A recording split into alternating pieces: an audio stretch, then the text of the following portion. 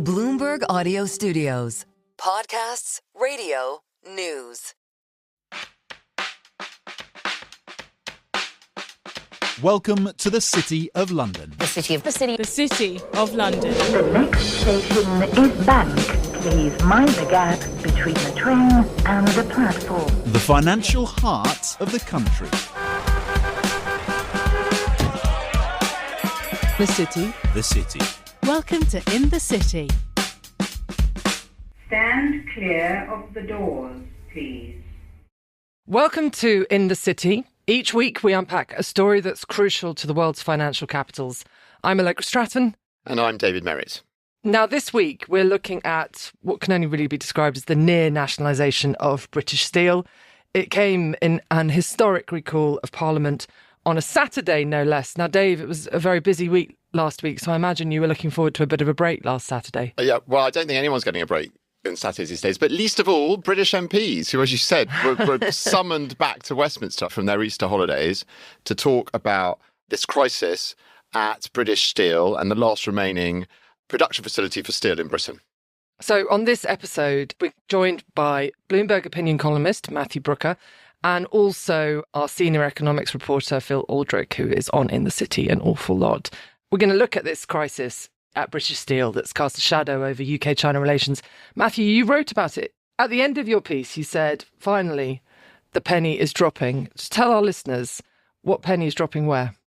My line about the penny may drop at some point was in relation to Douglas Alexander's visit. Because he's there right now. He's a trade minister and he's in China. Yeah, so in the context of what was happening at British Steel, James Murray, the Secretary for the Treasury, said clearly there's a lot of anger against Jingye, the British Steel owner, in trying unilaterally to shut down the last two blast furnaces and essentially replace them with imports from China. Now, James Murray was saying, in effect, all right, this one owner may be a bad actor, but they're not representative of all companies in China. China can still be a partner. There's, lots of other companies there, et cetera, et cetera. I think the UK government is trying desperately to maintain the belief that China's not a hostile actor, can be trusted as a trade partner.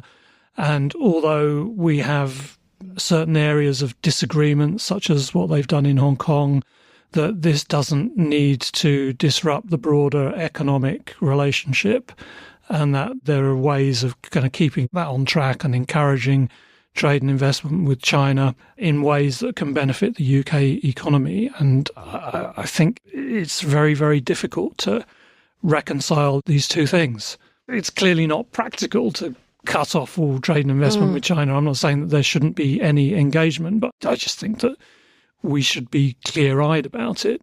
We had the Chancellor of the Exchequer in China in January, and she was very proud of 600 million in trade and investment in climate deals and so on. And then more recently, Ed Miliband was in China trying to get investment into the UK's green energy industries from China. So it not only, to Matthew's point, is it schizophrenic right now that you've got the trade minister in China, just as Parliament and Labour government seems to be very frosty towards China, but also over time, it's not clear whether they want China to be a partner or not.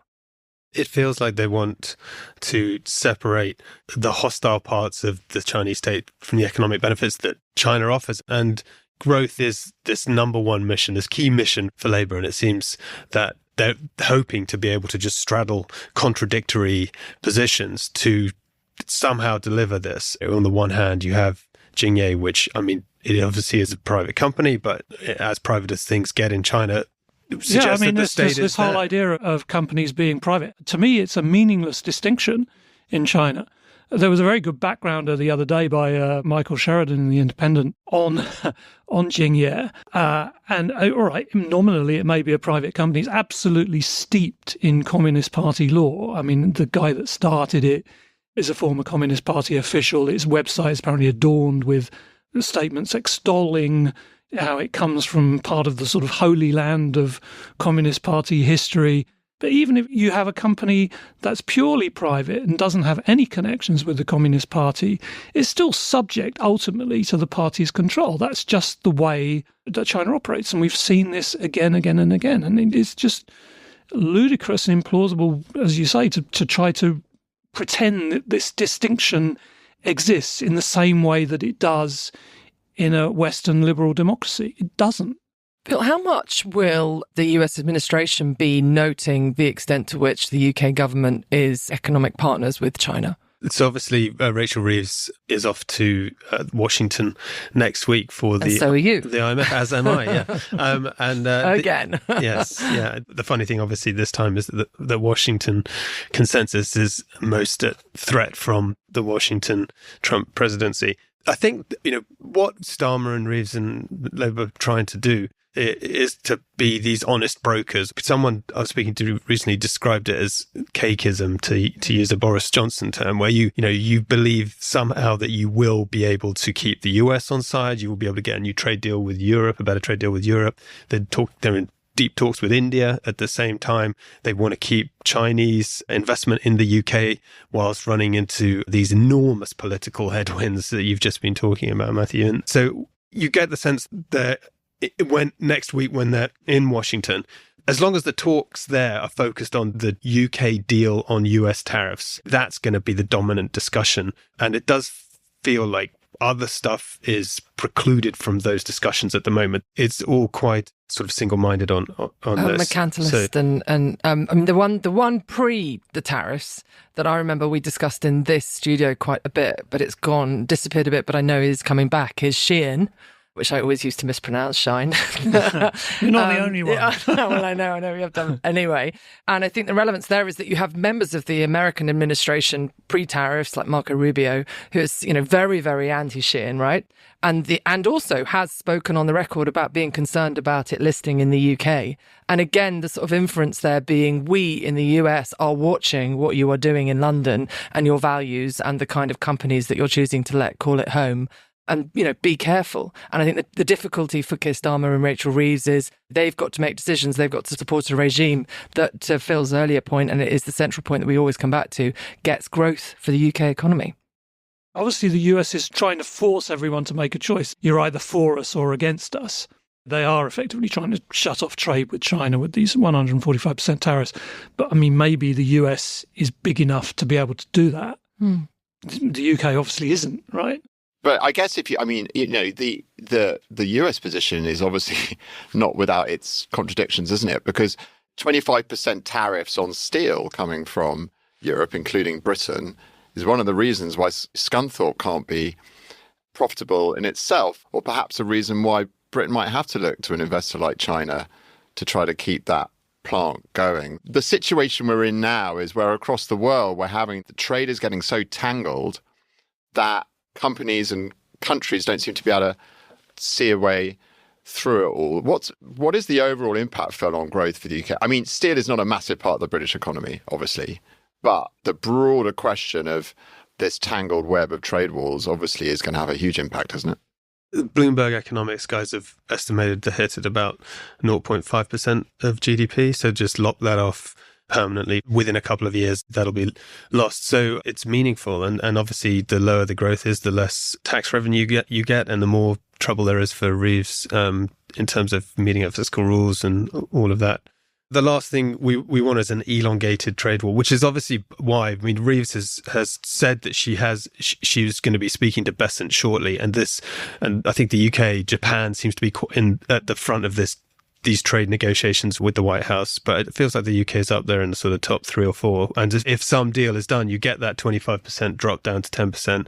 If the UK has a comparative advantage over other countries because we've got lower tariffs into the US and we've got stability because this is all done and dusted, all of that could just offset some of these negative effects. So it's all moving parts still. When you talk to the Treasury or people around the Chancellor or anyone in Westminster, Phil, what is the mood? Is it that it's too soon to say? Or is it that these headwinds are incredibly difficult to sail into? It seems very much at the moment that things are moving and parts are moving. And the Americans want to do these negotiations, and especially The fact that Bessent's been put in charge of the trade negotiations for the US is a sign that they do want to get deals done, because at the beginning he was so out of the loop, it seemed, in his early comments. And they're briefing every day that the deal is coming soon. They want some deals. I guess there's a victory of sorts to be had for both sides. They have said, we're going to hit you with these tariffs if you don't change your behavior, and we'd have to make some concessions, obviously, and then we'd be an example of where some concessions are made, and then we know what our stable regime is. So that could be slightly better. But at the moment, nobody quite knows where it's all going to end up, obviously. On the longer term relations with China, some of the conversations around this have been, some accusations have been flying around, right? Bad acting by Jinye. Nigel Farage, of all people, of course, has weighed in on this, perhaps unsurprisingly, being pretty blunt about the bad intentions of the Chinese company. I mean, Matthew, you lived and worked in China and Hong Kong for a long time. Do you think this has a lasting impact? Because the Chinese government have said this situation shouldn't be politicized, but is there longer term damage if Britain does want to drum up more investment from China, and if it needs it as well as trade with the US is challenged? What's the lasting consequences of this row? It's difficult, actually. There are some cross currents here. I feel like, Jinye being criticised as a bad actor is not quite right. I mean, if they were purely the story that's come out, or the narrative that's been spun, is that this was all part of China's deep long-term plot to hollow out the UK's industrial base. They kind of bought it so that they could close it down and replace it with Chinese imports, etc., etc. I mean, maybe, who knows? But, I mean, it doesn't seem very likely to me, because it was Tata Steel, for example, which used to own it anyway. I mean, they offloaded it. If you were just concerned about making profits, wouldn't you do the same, right? I mean, nobody disputes the fact that this thing is losing hundreds of millions of pounds a year. There's basically zero chance of making a profit running blast furnaces. So it seemed to me like a completely sort of logical thing to do. They put forward a plan to switch over to electric arc furnaces, which would have a chance of being profitable. That's what Tata Steel has done with the blast furnaces at Port Talbot. And they weren't satisfied with the amount of subsidy that the UK government was putting forward. So what else? What else would you expect them to do? But we've seen more than enough from China over the last few years to know that they shouldn't be allowed anywhere near critical infrastructure in this country or any Western liberal democracy. I mean, the idea that we had China building a nuclear plant for us, or supposedly, well, I think they were in the running telecoms at one point, to build our 5G infrastructure. You've got to be kidding. And I think there's no going back. The sustainability part of this isn't really being talked about, is it, on that? Because deeper engagement with China on EVs and on solar and lots of things would help the government hit its targets. And there's nothing very sustainable about coal-fired blast furnaces, are they? And a plan to make more green steel.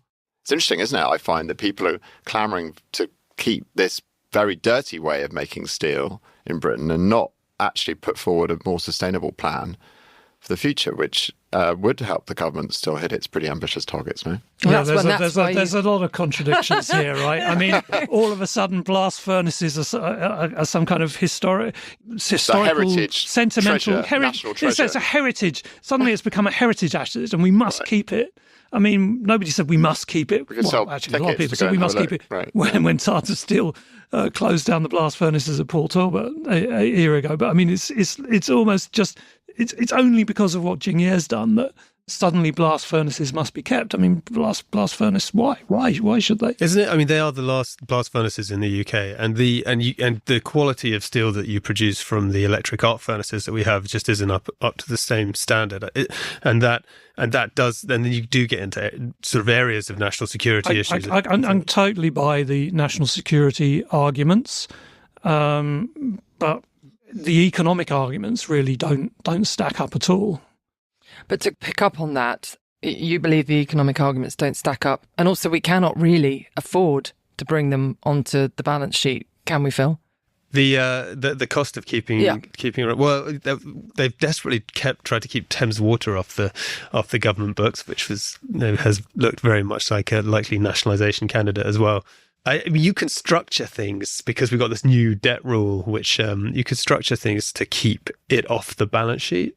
But ultimately, everyone's going to see that it's a cost, and it's been losing money for God knows how long. So it's just going to continue losing money. Of course, and green hydrogen would be obviously a great innovation, but I mean that's certainly not going to be coming anytime soon. So it's not an immediate solution. We're doing this for social and political and arguably national security reasons, not for economic reasons, right? Nobody should be under any illusions about that. So, Matthew, last word to you. Where do you think it ends on UK-China relations? Do you think that we end up with considerably, far lower involvement of China in UK companies? Or do you think actually we bumble along at the level we're at now, having these occasional spasms of national angst? I think they will carry on.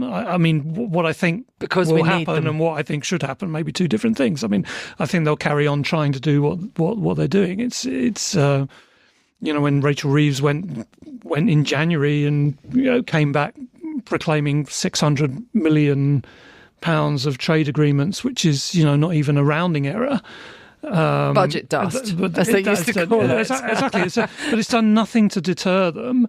And, now you have the one of Rachel Reeves's deputies at the Treasury singing the praises of this Douglas Alexander visit. Meanwhile, he's caught up trying to manage those political contradictions as well. I expect it will carry on in the same way. You heard it here first, everybody. It will carry on in the same way. Thank you so much, Matthew and Phil.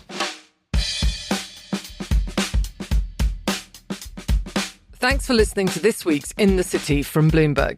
This episode was hosted by me, Allegra Stratton, and David Merritt. It was produced by Summer Sadi and Moses Andam. Brendan Francis Newnham is our executive producer. Special thanks to Matthew Brooker and Phil Aldrick. Please subscribe, rate and review wherever you listen to podcasts.